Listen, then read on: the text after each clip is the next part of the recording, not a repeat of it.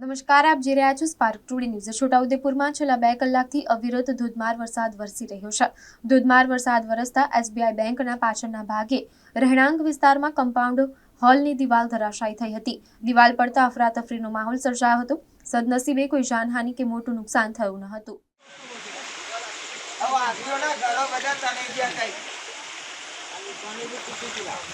समाचार में आई जैसे काले बराबर अजय भाई ने फोन आयो आए